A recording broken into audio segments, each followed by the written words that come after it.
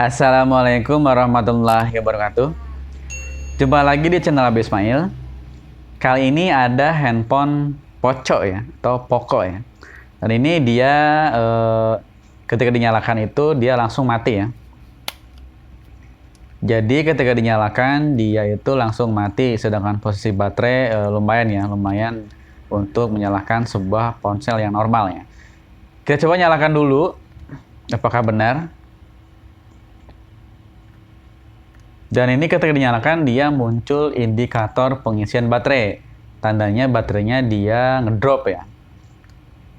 Atau kosong ya. Kita coba sekali lagi ya. Atau kita buka dulu. Kita buka dulu untuk softcase-nya, dan ini untuk tipenya ya. Tipenya Poco berapa ini ya? Poco M3 apa berapa ya? Nanti bisa dilihat di Google ya. Oke, kita coba untuk nyalakan sambil dicas ya. Kita coba sambil dicas. Apakah dia bisa mengecas? Nah, itu udah muncul logo Poconya. Dan ini baterainya kurang lebih 21% ya. Berarti dia sudah bisa menyalakan sebuah ponsel ya. Kita coba nyalakan sambil dicas ya, apakah dia normal. Karena normalnya untuk segitu dia udah bisa mengangkat ya, menyalakan ponsel ya. Bahkan di bawah 5% juga udah bisa menyalakan ponsel ya, untuk baterai yang normal ya. Kita lihat ini udah muncul logo MIUI-nya. Kita tunggu apakah bisa masuk ke menu atau memang mati lagi ya.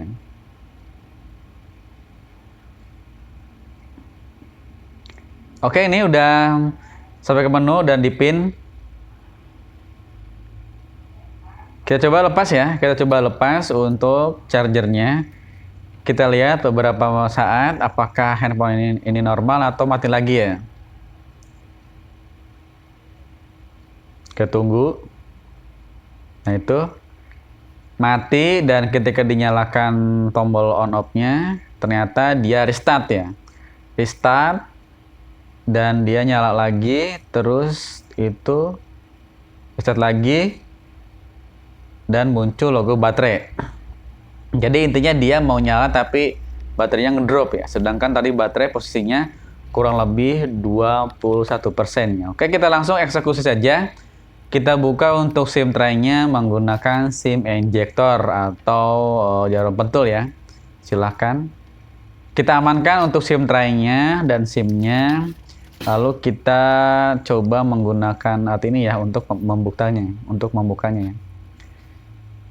Bisa menggunakan bekas ATM atau KTP ataupun bekas kartu perdana ya. Untuk celahnya kita cari di tempat SIM tray tadi ya, supaya gampang ya. Oke, pelan-pelan saja, dan ini dia ada fingerprint ya. Jadi hati-hati ketika pas di fingerprintnya, jangan sampai terlalu ke dalam ya. Jadi pelan-pelan saja supaya tidak menyenggol atau fleksibelnya terputus ya. Hati-hati ya. Pelan-pelan saja. Nah, ini udah kebuka. Jadi fleksibel fingerprintnya itu dia pendek dan tipis ya. Hati-hati ya.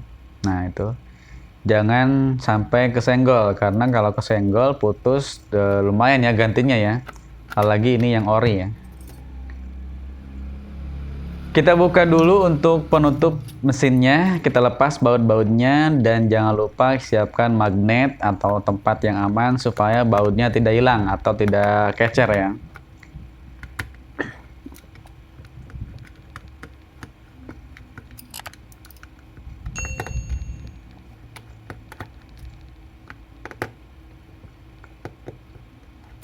Siapkan posisi yang nyaman supaya nanti ketika membuka baut-bautnya, koper atau penutup belakangnya tidak jatuh ya. Jadi supaya fleksibel fingerprintnya aman ya.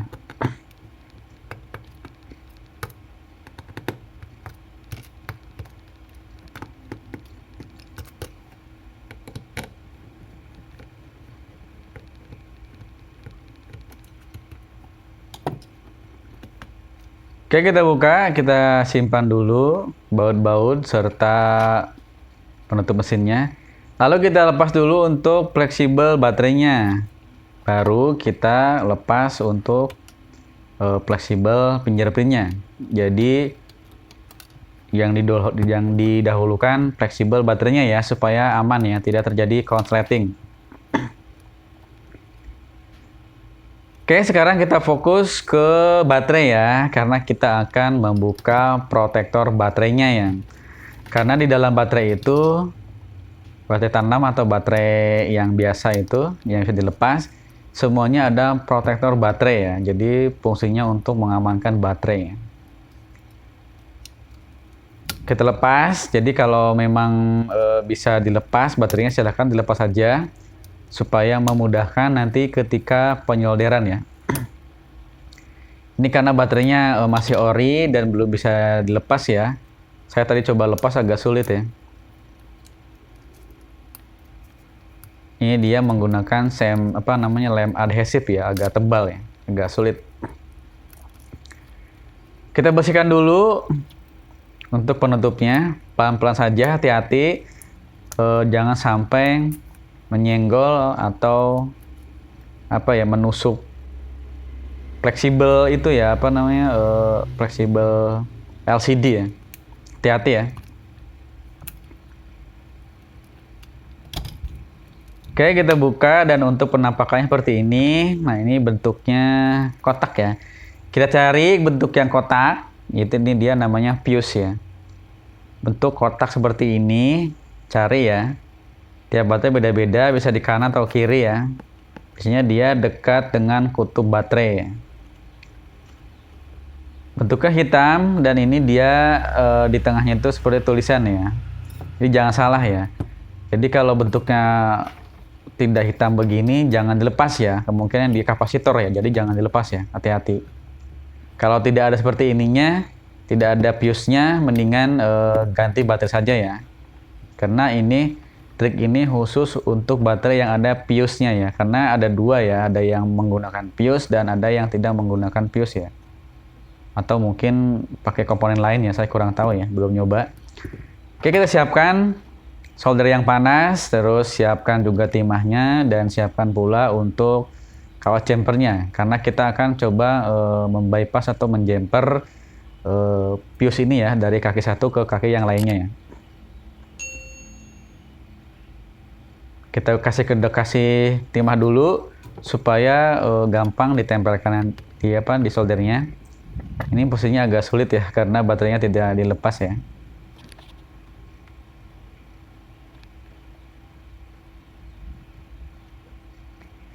Trik ini lumayan ya, lumayan mudah dan untuk keawetannya insya Allah awet ya, karena setiap yang datang ke saya belum ada user yang balik lagi ya, intinya belum ada yang komplain ya. Jadi untuk keawetannya insya Allah awet dan tergantung juga ya, tergantung usernya ya, tergantung pemakaian juga ya. Lalu setelah nempel kita potong, untuk kabelnya kita presisikan jangan sampai terlalu panjang ya. Hati-hati pemotongan jangan sampai dia terkena ke kutub baterai ya. Oke, seperti ini ya penampakannya. Ini sudah disolder, sudah disambung, sudah di jumper ya. Lalu setelah itu kita rapikan lagi seperti semula ya.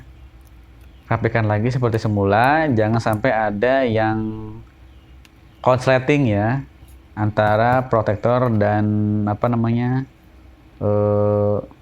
bodi baterai ya. Lalu kita kasih solasi anti panas ya, supaya lebih rapi ya. Kalau memang lebih rapi lagi, kalau bisa dibuka saja ya untuk baterainya, dilepas ya.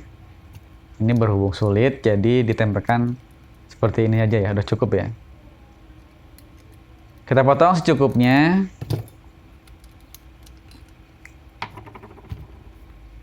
Setelah selesai rapi, lalu kita tempelkan konektor baterainya, pasang lagi dan cek semua konektor-konektor, termasuk konektor LCD ya. Koneksi kabel antena juga dicek ya, supaya nanti tidak bermasalah ya handphonenya ya. Kita pasang semua konektornya, Konektor pinjer-pin juga kita pasang. Dan kita pasang lagi penutup baterainya serta baut-bautnya ya. Dirapikan, jika ada baut yang kurang silahkan dilengkapi ya supaya rapi. Kita pasang dan hati-hati ya untuk pemasangan, hati-hati jangan sampai mencoblos atau menyenggol fleksibel LCD ya atau fleksibel yang lainnya ya. Hati-hati ya. Yang pengerawan tuh fleksibel LCD ya. Jadi ketika memasang atau membuka baut, siapkan posisi yang enak supaya tidak jatuh koper atau penutup belakangnya ya. Karena di situ ada fleksibel supaya tidak putus ya. Ini handphone belum dinyalakan ya, jadi untuk pemasangan baut jangan sampai dinyalakan dulu ya supaya nanti tidak terjadi konsleting ya, supaya aman ya. Kita pasang semua baut-bautnya ya, pelan-pelan saja.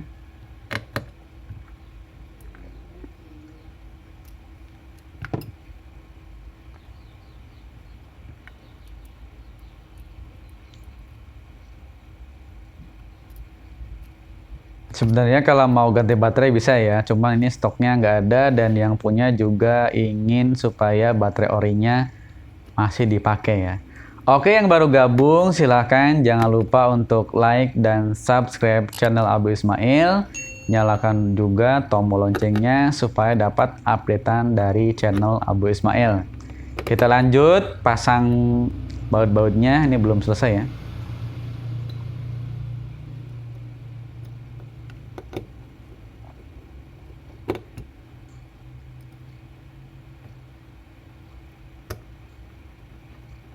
Ini modalnya lumayan, nggak terlalu banyak ya. Oke, dicek semuanya ya. Dicek semuanya. Sudah rapat, presisi, baut lengkap, fleksibel terpasang. Lalu kita pasang lagi backdoornya. Hati-hati untuk pemasangan backdoor, tutup belakang. Jadi ditekannya di samping ya, di pojok-pojok LCD. Jadi jangan di tengah supaya LCD-nya tidak retak ya, atau pecah ya.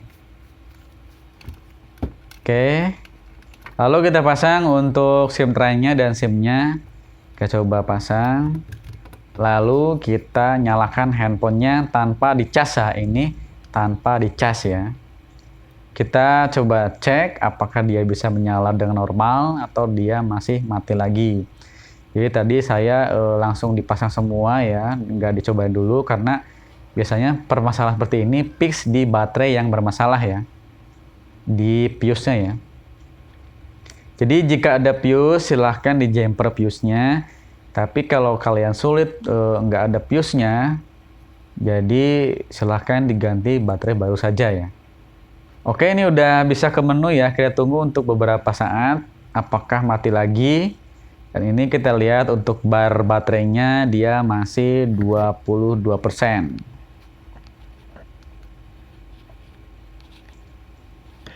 Itu ya, dilihat ya. 22% ya untuk bar baterainya ya. Kita tunggu apakah mati lagi atau memang normal ya. Tapi biasanya fixnya di baterai ya. Ini udah oke ya. Dan ternyata normal, tidak ada masalah lagi. Dan tinggal nota ya. Cuan mempesona. Oke, kita coba lagi cas ya apakah dia bisa ngecas normal. Saya 21%. Oke, sekian dulu untuk tutorial kali ini. Semoga bermanfaat. Kita pasang lagi untuk softcase-nya ya, jangan lupa.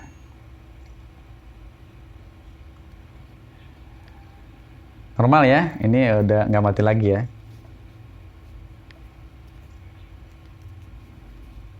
Oke, sekian dulu.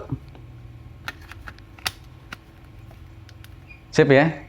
Sekian dulu. Assalamualaikum warahmatullahi wabarakatuh.